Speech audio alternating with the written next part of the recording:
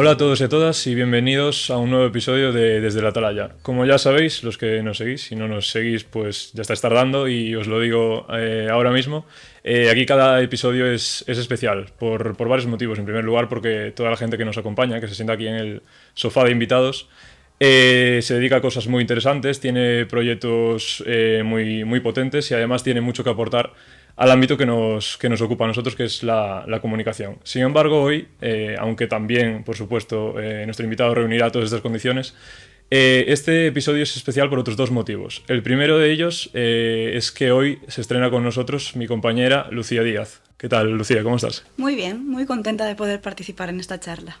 ¿Nerviosa o estamos de momento...? Bueno, por ahora controlados los nervios. Todo controlado. Sí. Perfecto, seguirá, seguro que sigue así. Y este, como decíamos, no es el único motivo que hace especial este episodio desde la Atalaya. Y es que hoy el invitado que nos acompaña aquí en el sofá ya mítico ha sido profesor mío durante la carrera de periodismo en la Universidad de Santiago de Compostela, allá entre los años 2017 y 2021. Además de profesor asociado de la Universidad de Santiago de Compostela y doctor cum laude, tiene mucha experiencia en agencias de comunicación y también como redactor y corresponsal en distintos medios de comunicación, además de ser especialista en algunos conceptos en los que nos vamos a adentrar durante la charla. Pero antes de eso, pues tengo que presentarlo. Bienvenido, José Casas. ¿Qué tal? Buenos días. ¿Qué tal estás? Bueno, aquí esperando preguntas, a ver con qué me asaltáis. Será todo muy tranquilo, legal y no habrá polémicas, espero. Vale, pues empezamos, si te parece, con la pequeña entrevista. Vamos a comenzar hablando de confianza, o más bien, casi diría de desconfianza. Y es que los medios de comunicación pues, se encuentran seguramente en el momento de su historia pues, más bajo en cuanto a la relación con el consumidor y en esta relación de confianza, de autoridad y demás. Vinculado con esto, nos gustaría introducir tres conceptos en inglés, que siempre suena más chic que en español, que son, bueno, de los que tú tienes grandes conocimientos, que son las fake news, el fact-checking y el big data. ¿Cómo se interrelacionan estos tres conceptos y cómo están afectando al sistema mediático actual? Vale, apreciación. Y eso es una de las cosas que salen precisamente en el ámbito de investigación que trabajo. No es, digamos, correcto hablar de fake news y explico por qué. Se tiende a utilizar, o es más, digamos, aproximado a la realidad, hablar de desinformación y no de fake news porque fake news es como una única forma de desinformación. La desinformación, que es el fenómeno global que está afectando al ámbito de la comunicación desde hace ya unos años, bueno, cuando saltó a la fama el concepto de posverdad relacionado con las elecciones en las que salió Trump ganador, también con todo el tema del Brexit, pues el concepto de desinformación es ese en el que se pone el foco, pues es el que pues, genera estos trastornos, ¿no? Por decirlo de algún modo, a nivel informativo y que tienen una afectación importante pues, en una cuestión tan fundamental como es la toma de decisiones en un proceso democrático, ¿no? Como son unas elecciones. Fake news, al final, es digamos el término popular, porque el propio Trump se pasa el día diciendo fake news, así con su acento neoyorquino tan particular. Y digamos que desinformación es el concepto que engloba todo, ¿no? Que pues, toca pues, temas de manipulación, que toca temas de deepfakes, ¿no? Que hablamos de esa conversión de la realidad y que seguramente, no sé si me vais a preguntar algo de eso. Pues a lo mejor sobre inteligencia artificial. Y bueno, ¿por dónde iba? Que me pierdo. El tema de desinformación, que digamos que es esta problemática que tenemos. Se ha utilizado el fact-checking, o el fact-checking digamos que ha surgido como una respuesta a la desinformación. El fact-checking es como una nueva modalidad periodística que ha crecido desde principios del siglo XXI, enfocada a la monitorización del discurso político. Es decir, pues que los políticos no cuenten mentiras y si las cuentan, pues vamos a verificar que eso que ha dicho se basa en una factualidad, en algo real, ¿no? Pues si dice que hay 1 millón de parados, vamos a ver cuántos hay y si es mentira, pues señalarlo, ¿no? Eso se hizo muy popular en Estados Unidos y luego se fue expandiendo por el mundo, ¿no? Como una modalidad, como una cultura profesional propia, que incluso cuenta con un estándar que se llama el International Fact Checking Network, que pues, tienes un sellito en tu web que dice que cumples una serie de características en términos de financiación, independencia, transparencia, etcétera, ¿no? Ese camino que trazaron con la monitorización del discurso político fue trasladándose a otro terreno, que es el de la desinformación online, ¿no? Pues cuando aparece y explosiona todo el tema de redes sociales y la gente empieza y se convierte en prosumidora, es decir, ya no solo consumo contenido, sino que también lo produzco, ahí se generan pues dinámicas que, pues claro, no hay los controles de calidad ni de rigor que se presumen en medios de comunicación, entonces la gente publica pues lo que sea, y muchas de esas cuestiones que publican pues son mentiras directamente o cuestiones que alejadas de la verdad. Y entonces los fact-checkers o los verificadores se vuelcan con la desinformación online, ¿no? Digamos que es el fact-checking de segunda ola. Hay Europa, que es el campo de investigación en el que centré mi tesis, tiene mucho que decir porque muchos de los medios que se engloban en esa segunda ola nacen en Europa. Y en España particularmente hay varios, ¿no? Hablamos de muchos conocidos como Maldita, Neutral, Verificat, que son medios independientes de nuevo cuño, pero también están otros como F Verifica, que nace dentro de la agencia F, o AFP Factual, que nace dentro de la agencia AFP y que tiene ramificaciones en diferentes países. Big Data. ¿Dónde entra el Big Data o el periodismo de datos en todo esto? Pues tanto como herramienta de expansión de la propia desinformación, pues al final todo lo que tiene que ver con redes sociales funciona con algoritmos, con datos masivos, etcétera, etcétera, y eso ayuda a pues expandir esas dinámicas de desinformación. Lo vimos en las elecciones que llevaron a Donald Trump al poder, el escándalo de Cambridge Analytica, que se utilizaron campañas segmentadas para tocar a públicos con determinados mensajes que sabían que iban a hacer reaccionar, y eso pues se trabaja a través de esa selección algorítmica y a través de temas de datos masivos, pero también como forma de lucha. Los fact-checkers están utilizando, digamos, el Big Data para detectar y atacar y corregir esas desinformaciones que pululan y se expanden a través de las redes, ¿no? Y digamos que mi tesis conecta un poco, trata de trabajar sobre cómo los fact-checkers, a fin de cuentas, cómo los periodistas implementaron todo el abanico de herramientas que le provee el Big Data para luchar contra la desinformación. Y en qué grado fueron capaces de implementarlo, específicamente durante la pandemia. Bueno, de esa tesis vamos a hablar ahora, me parece. Sí, bueno, vamos a dar el nombre de la tesis para quien quiera echarle un ojo. No, por favor. Es muy interesante, de verdad, sí. Se titula Coronavirus e desinformación en Europa, análise de proxectos de fact-checking para loitar contra a manipulación informativa en España, Reino Unido, Francia, Italia e Alemaña, ¿verdad? Nos gustaría, aprovechando toda esta investigación que realizaste y además que eres profesor asociado en la USC, que nos contaras cómo se están transmitiendo estas herramientas y estas estrategias de las que hablas precisamente en tu tesis a los próximos comunicadores y periodistas. Vale. Bueno, en la propia tesis, y bueno, y obviamente es algo que se trabaja y lo sabrás perfectamente, el trabajo de verificación es un trabajo que es inherente a la propia profesión periodística. ¿Qué pasa? Que el nuevo fact-checking, digamos que lo ha convertido en una especie de producto marca a través del cual colocarse en un mercado, ¿no? Es decir, pues nosotros verificamos y hacemos esto, pero el periodista desde siempre ha tenido que verificar. Esa es su principal tarea. Tú no puedes publicar nada que no esté verificado previamente, y si lo haces es, bueno, pues a sabiendas, es una mala praxis y jugándotela, porque luego si te cazan, pues tu prestigio va a donde va. Entonces, a nivel de facultad, a nivel digamos, de la formación del grado y del doble grado, lo que se hace es insistir en el periodista tiene que verificar sus informaciones, todo lo que le llega a través de las fuentes. Y eso es algo que es inherente a la formación de un periodista y al desarrollo de la profesión de un periodista. Más allá de eso, se están implementando pues, diferentes iniciativas que trabajan más sobre la cuestión del fact-checking en particular. Pues compañeros de la facultad como Jorge Vázquez han llevado a cabo proyectos con el alumnado muy interesantes de verificaciones en vivo de sesiones parlamentarias o de temas electorales.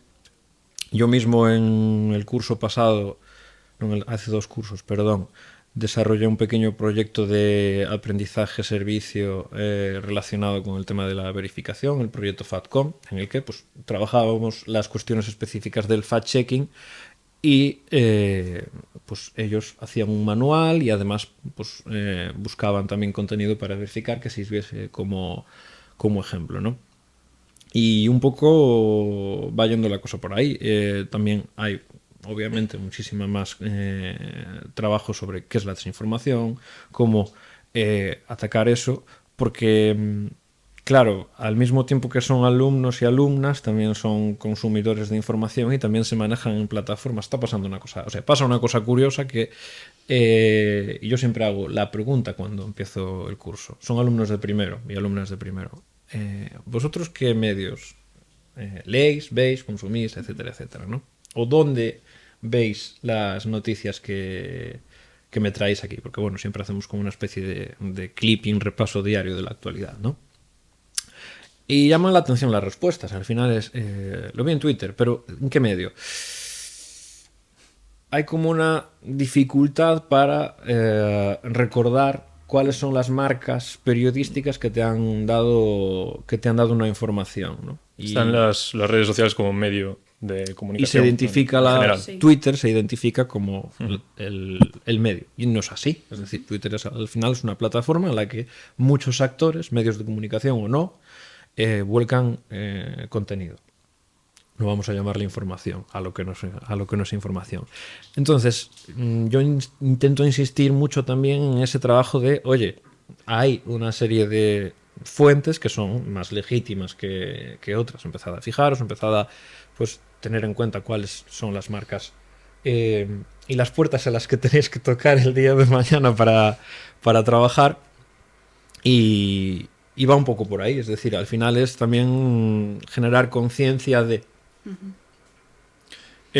Bueno, por lo que nos comentas de tu experiencia tanto como profesor como por la propia tesis y por lo que he vivido también yo durante la carrera, pues está claro que a pesar de todos estos avances que estamos viendo en el campo de la desinformación, pues queda un largo trecho por recorrer, sobre todo con el auge de las redes sociales, la masificación de la información y demás.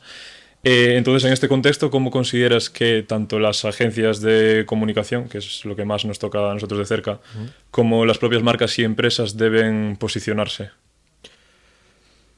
Pues con mucha responsabilidad. Al final ves, desgraciadamente, que hay medios que por necesidades, a lo mejor de generar tráfico, etcétera, etcétera, pues caen en unirse a determinadas tendencias o a producir contenidos que no son información y que, bueno, pues las famosas tácticas de clickbait, etcétera, etcétera, y que ayudan a, bueno, sí, pueden tener un retorno económico, pero al final no contribuyen a la credibilidad de ese medio como medio de comunicación y como alguien a quien recurrir como para informarse. Y luego a nivel de agencia de comunicación o de agencia de publicidad, etcétera, etcétera, pues 3/4 de lo mismo. Al final trabajamos en otro ámbito de comunicación, no en el de la información, sino también en el de la, bueno, comunicación más publicitaria, más persuasiva, pero tiene que basarse también en verdad y en responsabilidad. No vale recurrir, no vale utilizar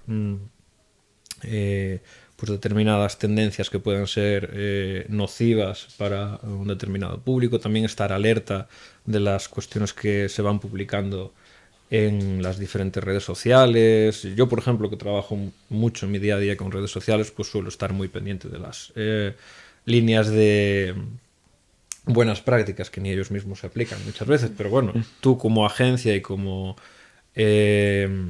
responsable de lo que dice una marca en esas plataformas, pues tienes que ser responsable. Al final, las marcas y nosotros como, digamos, los conductores de su mensaje en las plataformas tienen que ser responsables socialmente. Y trabajamos mucho con ese factor. Yo, por ejemplo, pues si con una marca de alimentación publico consejos de nutrición, recurro a fuentes fiables para hacer ese contenido y luego publicarlo. No puede ser que, venga, voy a buscar por aquí, primera opción de Google o ChatGPT, hazme algo guay y ya está. No. Con esto no digo que no puedas recurrir a un ChatGPT para ayudarte a construir una información, pero todo, volvemos hay que verificar. Es decir, al final es hacer el trabajo periodístico, enfocarlo a otro fin, que no es el de informar puramente dicho, sino al de generar un entretenimiento para una comunidad, con un fin persuasivo de compra mi marca, pero tienes que ser igualmente responsable en ese sentido. Bueno, ahora estamos en un momento, y lo comentabas tú con ChatGPT, que somos conscientes, creo ya, que la inteligencia artificial nos va a dar un giro a nuestras vidas de 180 grados, y sobre todo en la comunicación. Y de hecho Google ya ha dejado caer que próximamente, no sabemos cuándo, o por lo menos que está trabajando en que será su inteligencia artificial quien nos dé respuestas a los usuarios y usuarias, haciendo así que no tengamos que recurrir a páginas web. ¿Tú cómo crees que esto nos afecta a los usuarios y usuarias, pero también a las agencias de comunicación y a otros medios? Nos está afectando ya, diría. A nivel de trabajo, nosotros ya estamos empezando a implementar de un modo artesanal, rudimentario, es decir, un poco cada uno va haciendo sus experimentos. Yo estoy tratando, por ejemplo, a nivel de mi agencia de estandarizar un pelín la forma de utilizar la inteligencia artificial, para qué fines, con qué objetivos, y dotarlo de, digamos, de un manual de buenas prácticas, ¿no? Ahora mismo, pues cada uno, eso es lo que digo, va haciendo sus experimentos y vamos testeando. A partir de ese test, pues haremos un diagnóstico y estableceremos ese estándar. Pero bueno, esto corre una barbaridad. Ya, vamos, cuando tú llegas aquí, la inteligencia artificial ya va a 7 kilómetros por delante, ¿no? Pero sí, referido a lo que comentas, pues tiene una implicación a nivel de SEO muy importante. Yo no sé cómo va a afectar. No puedo decirte es que el SEO va a morir, porque se lleva diciendo que el SEO va a morir desde que hay SEO. Es un poco como el periodismo, ¿no? El periodismo está muerto, pero joder, el muerto está bastante vivo. Es complicado. Yo he visto pruebas de Gemini, bueno, de las respuestas que ofrece Gemini, que es la inteligencia artificial de Google, y bueno, todavía se habla de alucinaciones cuando responden así cosas que no son correctas o tal. Yo diría que se flipa bastante todavía. Entonces, creo que Google está un poco yendo a contramarcha, o bueno, un poco a remolque de lo que van sacando desde OpenAI, que parece que llevan un poco la voz cantante en el tema, y están haciendo pruebas. Es decir, cuando den con la tecla, seguramente Google sea la potencia más imparable a nivel de IA, pero les está costando. ¿Y cómo va a afectar a todo lo de, sobre todo lo del SEO, que es al final la pata más afectada en ese aspecto? Pues no sabría decirte, porque bueno, al final la respuesta que sale es una respuesta bastante específica. A lo mejor tú quieres nutrirte un pelín más, no sé, yo no me atrevo a decir esto va a ser así o va a ser así, porque luego hay una hemeroteca y cuando suceda diréis, mira, dijiste esta tontería. No, a ver, lo digo totalmente en serio. No sé por dónde irá. Creo que si es tal como lo plantean, va a tener una afectación, porque eso va a reducir obviamente la tasa de clics que haya de entrada a una web, y si tú lo que pretendes en una web es generar una conversión, por ejemplo, pues te va a plantear problemas. Lo que pasa es que también, al mismo tiempo, ellos están matando su modelo de negocio. Es decir, recordemos que ellos donde facturan fuerte es en la parte de ads, en la parte de Google Ads. Entonces, hay que ver cómo ellos también dan solución a, vale, yo te estoy dando esto como usuario, pero cómo me repercute a mí económicamente. Va un poco por ahí. Entonces, a ver, yo también estoy expectante, la verdad. Y todos los días me trago un par de newsletters de IA y sigo teniendo más preguntas que respuestas. Es difícil hacer una predicción, pero seguro que como profesor te atreves a dar algunos consejos. Ahora viene este apartado en el que vas a ofrecer tu sabiduría y tu experiencia de docente. Te quería pedir pues qué consejos puedes dar tanto a la nueva generación de comunicadores como a los propios usuarios, a la sociedad en general, porque al final ahora todos consumimos información de una forma, sea de medios de comunicación con marcas reconocidas o de redes sociales. Entonces quería pedirte pues qué consejos puedes ofrecer en esta sociedad infoxicada, ¿no? Que es un término que también se utiliza muy a menudo, es decir, con un exceso de información que no siempre es real o veraz, y también condicionados por la escasez de tiempo y de conocimiento que tenemos, pues qué consejos hay para manejarse bien en este contexto. A ver, voy a recurrir a un consejo que ya os di a vuestro curso en su momento y que creo que he ido repitiendo durante todas las promociones. A las personas que entran en periodismo o una carrera de comunicación les suelo recomendar que la parte técnica es muy importante y bueno, pues muchas veces los grados no tienen suficientes horas como para que tú salgas pues, siendo muy pro haciendo vídeo o seas muy pro pues la parte de sonido o lo que sea, no una especialización concreta. A mí en su momento me sirvió de mucho trabajar en diferentes, formarme en diferentes ámbitos. Pues yo me formé en temas de community manager, me formé en temas de diseño web, me formé en temas de audiovisual, de diseño gráfico, que me sirvieron para tener una base bastante potente para poder desarrollarme en el ámbito digital, ¿no? Digamos que me convertí un poco en periodista todoterreno y hoy ese trabajo me permite, desde un puesto un poco más de dirección, entre comillas, dirigir y tocar todos los palos y saber interlocutar con los diferentes especialistas en sus respectivas áreas. Con lo cual, yo siempre insisto en fórmate mucho, mucho, mucho en todas las cosas que puedas a nivel técnico, porque el mundo digital corre mucho y el tener ya, digamos, incluso esa costumbre de formarte y de reciclarte te ayuda a seguir el ritmo. Yo, por ejemplo, yo terminé la carrera en 2011 y nunca he dejado de estudiar desde ese momento y a día de hoy sigo estudiándola. O sea, la propia investigación es una forma de estudiar, ¿no? Y a nivel técnico también sigo tomando cursos. La semana que viene tengo una formación sobre ChatGPT, precisamente, sobre IA, etcétera, etcétera, para meterse más en específico en el ámbito de la agencia, cómo implementar el uso de la IA en agencia. Y eso no parar, o sea, tienes que...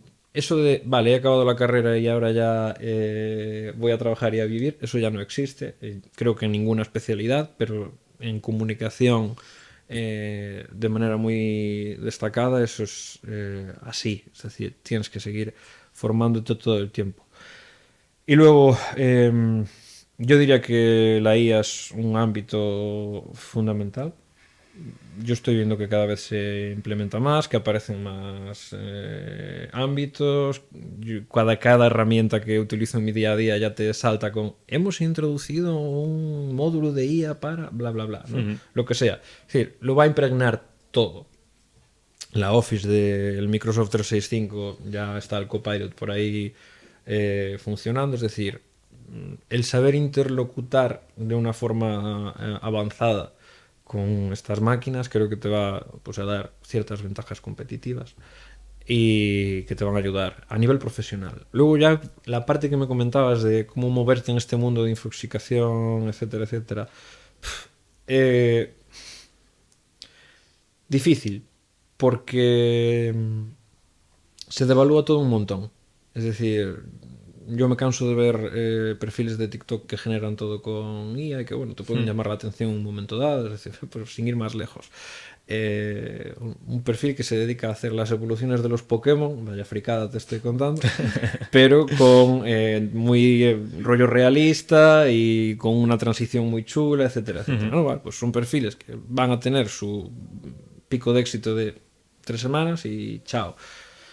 Lo difícil aquí es que hay perfiles, pues, que se dedican a producir contenido que realmente, pues, no es que es pernicioso, que es falso, que es incita a, pues, determinadas cosas no buenas, y hay que concienciar a la sociedad de, pues, aprender a rechazar ese tipo de cuestiones. Lo bueno es que cuando haces algo bueno se va a diferenciar un montón. Es decir, al final lo que va a acabar distinguiendo, digamos, la caca o lo malo de todo eso es el trabajar con calidad, y eso se consigue, pues, haciendo lo que se hace de forma con rigor, aplicando, pues, todo lo que tiene que ver con verificación y ser bueno, honesto en tu trabajo.